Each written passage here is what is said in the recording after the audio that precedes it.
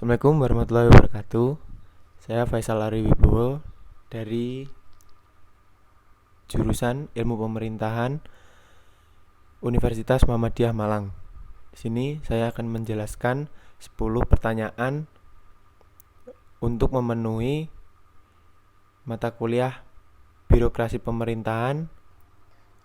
Yang pertama, saya akan menjelaskan tentang berikan definisi birokrasi. Birokrasi adalah organisasi besar yang terdiri atas para pejabat yang diangkat di mana fungsi utamanya adalah menjalankan atau mengimplementasikan kebijakan-kebijakan yang telah diputuskan oleh para pengambil keputusan. Dengan kata lain, birokrasi merupakan struktur yang sudah diorganisasi atau sistem rasional yang telah dirancang sedemikian rupa supaya memungkinkan kebijakan publik yang efektif dan efisien. Yang kedua, bagaimana sejarah birokrasi? Sebutkan alasan utama mengapa birokrasi ditemukan, untuk apa. Sejarah birokrasi awalnya muncul melalui sebuah surat yang diterbitkan pada tanggal 1 Juli 1764 yang merujuk pada gagasan De Journey yang mengeluh tentang pemerintahan yang melayani dirinya sendiri. Kecenderungan tersebut dianggap Journey sebagai sebuah penyakit yang disebut Byromania. Sejak keluarnya gagasan Journey, birokrasi diadopsi secara luas dalam kamus politik di Eropa selama abad 18. Derivasi dari istilah birokrasi juga berkembang secara luas, sehingga muncul istilah birokrat, birokratis, birokratisme, birokratik, dan birokratisasi. Birokrasi ditemukan agar proses operasional berjalan sesuai dengan aturan yang telah ditentukan untuk mengorganisir pekerjaan yang dilakukan oleh para birokrat untuk kepentingan banyak orang. Yang ketiga, apa birokrasi untuk Anda dan apakah itu baik atau buruk? Menurut saya baik karena birokrasi mempunyai tata prosedur dan untuk entitas jalannya suatu negara.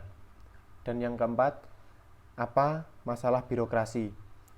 Masih banyaknya pemerintah daerah yang memiliki presentasi belanja operasional untuk kebutuhan internal pemerintah yang lebih besar dari belanja publik.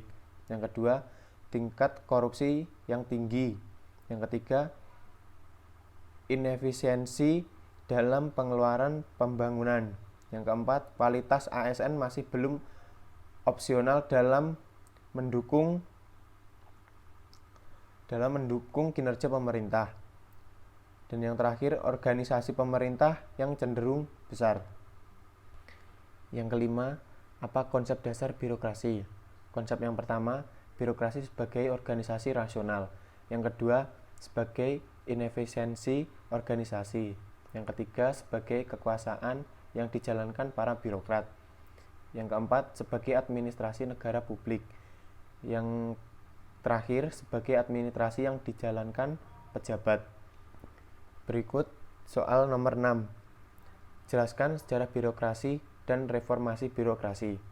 Birokrasi di Indonesia awalnya sebagaimana diperkenalkan oleh budaya Eropa, dimulai dari masa-masa kolonial antara lain dengan masa kultur stelsel, masa desentralisasi dan emansipasi, masa pemerintahan pusat atau central bestur, masa Binnenlands bestur dan Abkostum Binnenlands bestur, masa pendudukan bala tentara Jepang, dan kemudian masa di mana setelah proklamasi kemerdekaan 17 Agustus 1945 pemerintahan Indonesia melalui Kasman Songodimejo, Ketua KNIP, pada 25 September 1945 mengumumkan bahwa Presiden Indonesia memutuskan bagi keseluruhan pegawai-pegawai pemerintah terdahulu dari segala jabatan dan tingkatan ditetapkan menjadi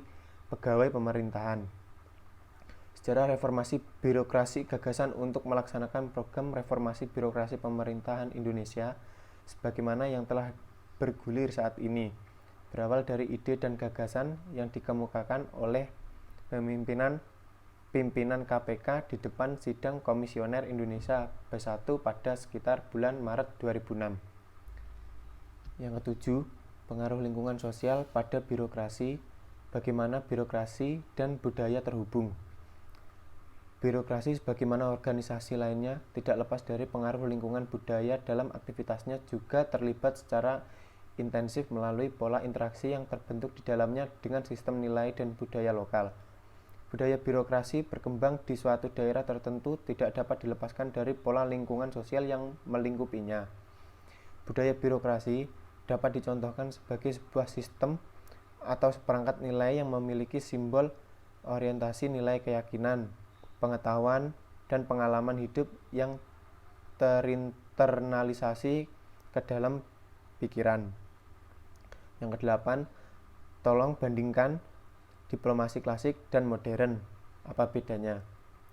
Menurut Brian Witt, diplomasi klasik cenderung bersifat pada suatu proses komunikasi antara satu negara dengan negara lain secara ofisial daripada bentuk organisasi politik lainnya. Diplomasi ini diatur pada dasar bilateral yang besar dan biasanya dilakukan secara rahasia serta dikarakteristikkan oleh peraturan dan prosedur yang khusus. Berkenan dengan diplomasi memiliki agenda yang berorientasi high politis seperti isu perang, perjanjian perdamaian, serta batas-batas negara. Karakteristik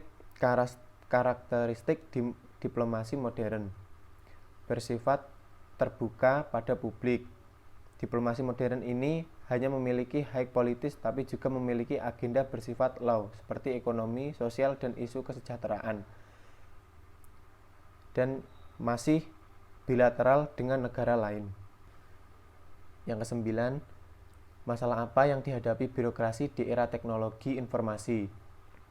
Bagaimana teknologi informasi dapat meningkatkan sistem birokrasi? Kemajuan reformasi birokrasi di Indonesia kian tampak setiap tahunnya. Salah satu faktor yang mendorong percepatan ini adalah teknologi informasi. Teknologi informasi memungkinkan adanya transparansi tata kelola pemerintahan serta komunikasi antara pemerintah dan masyarakat. Publik bisa memanfaatkan teknologi untuk memantau dan mengawasi kinerja pemerintah. Pemerintah dapat menjangkau masyarakat dengan cara lebih efisien. Contohnya, inovasi tidak hanya dilihat dari sisi semata teknik, namun semua upaya yang dapat memberi nilai lebih, yaitu inovasi dalam peningkatan kualitas SDM. Pembuatan standar arah dan kebijakan strategi teknologi informasi yang jelas, indikator yang terukur, serta kerjasama maupun benchmarking dengan institusi lain untuk memberikan perspektif yang berbeda. Dan yang terakhir, apa kelebihan dan kekurangan menggunakan teknologi informasi? Yang pertama, kelebihan, membantu mempercepat pekerjaan masyarakat, dapat mencari informasi yang dibutuhkan secara cepat, dan dengan adanya e-learning dapat mempermudah proses belajar mengajar. Kekurangannya, semakin mempermudah terjadinya pelanggaran hak atas kekayaan intelektual karena semakin mudahnya mengakses data menyebabkan seseorang menjadi plagiatis. Sekian dari saya, ada kurang lebihnya saya mohon maaf. Wassalamualaikum warahmatullahi wabarakatuh.